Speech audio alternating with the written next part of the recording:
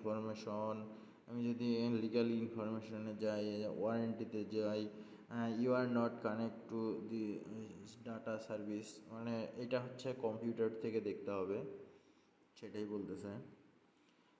এটা হচ্ছে সিম, কোন সিম আছে কোন কোম্পানির, তারপর হচ্ছে মডেল নাম Moto Z4, সফটওয়্যার ভেরিয়েন্ট।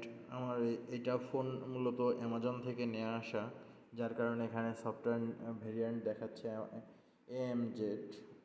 আর হচ্ছে সফটওয়্যার চ্যানেল হচ্ছে, এখানে সফটওয়্যার চ্যানেল দেওয়া আছে দেখেন অ্যামাজন। তারপর এখান থেকে আপনি হার্ডওয়্যার ইনফরমেশন দেখতে পারবেন। হার্ডওয়্যার ইনফরমেশন এটা হচ্ছে র্যাম সাইজ 4 GB, আর রোম হচ্ছে 128 GB। ডিসপ্লে দেওয়া আছে। Camera front camera 25 megapixel, real camera 48 megapixel, এটা দেওয়া আছে। তারপর আমি দেখব ইএমআই এটা। তারপর হচ্ছে অ্যান্ড্রয়েডের ভার্সন, এটা হচ্ছে ভার্সন 10, এটার ভার্সন 10। তারপর হচ্ছে এখানে সব কিছু দেওয়া আছে, build number, kernel version, baseband version, Google Play update, system update, Android security patch level, তারপর হচ্ছে IP address, WiFi MAC, Bluetooth address, running uptime. আমার ফোনটা আমি বন্ধ করছিলাম, যার কারণে এখানে দেখাচ্ছে 1 ঘন্টা 20 মিনিট। বিল্ড নাম্বার, এখানে বিল্ড নাম্বার দেওয়া আছে। এখান থেকে আমি অনায়াসে আমি আমার ফোনের সমস্ত মানে সব ইনফরমেশনগুলো দেখতে পারবো খুব ইজিলি। এখানে খুব ইজিলি আমি দেখতে পারি।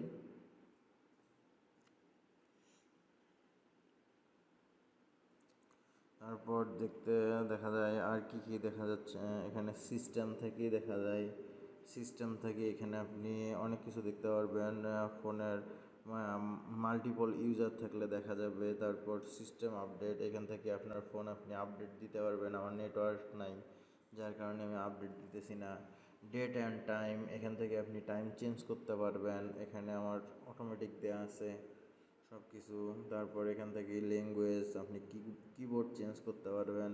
আমরা তো সাধারণত কিবোর্ডের বিভিন্ন অ্যাপস ইউজ করি, রিদমিক কিবোর্ড, বিভিন্ন কিবোর্ডের অ্যাপস ইউজ করি। তখন আপনি চাইলে এখান থেকে আপনার সব কিছু সেটিংও করে নিতে পারবেন।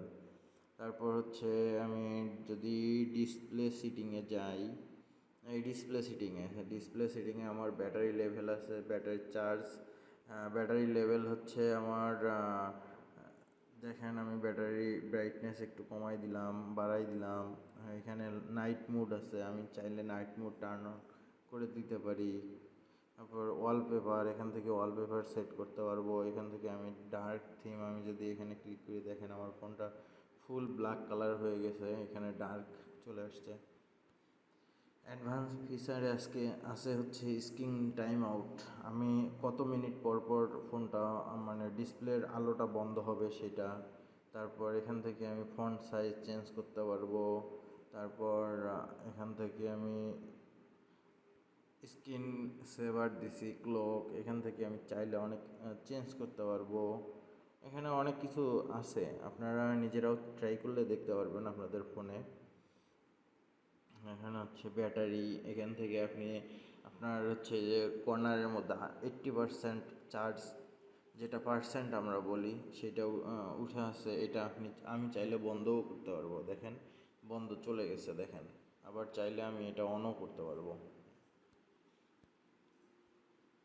এখান থেকে স্টোরি থেকে আমি দেখতে পারবো আমার স্টোরিতে কোনটা কত জিবি করে আছে। ফটো অ্যান্ড ভিডিও আছে 2 GB, তারপর মিউজিক অ্যান্ড অডিও আছে, গেম আছে, মুভি আছে, আদার অ্যাপস আছে 8 GB, ফাইল আছে, সিস্টেম অ্যাপ আছে হচ্ছে 14 GB।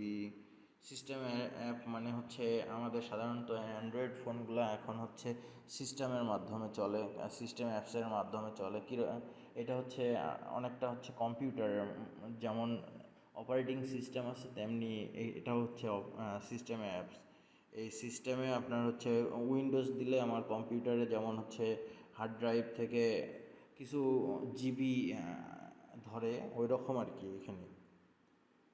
তা এখান থেকে আপনার ফোনের যদি কোনো ধরনের প্রবলেম হয় আপনি ওয়াইফাই কানেক্ট করে হেল্পের মাধ্যমে আপনি হেল্প নিতে পারবেন এদের অফিসিয়াল সাইটের মাধ্যমে। এই যে অফিসিয়াল সাইট সিস্টেমের মাধ্যমে, এটা হচ্ছে সিস্টেম ব্যাকআপ, এটা হচ্ছে আপনার অ্যাবাউট, এখান থেকে আপনি অ্যাবাউটে যাইতে পারবেন, অ্যাবাউট ফোনের মধ্যে যাইতে পারবেন। এখান থেকে আপনি অনেক কিছু দেখতে পারবেন, model, serial number, hardware version, তারপর মডেল নাম্বার, এগুলো সব কিছু মোটামুটি ভালোভাবে দেখতে পারবেন।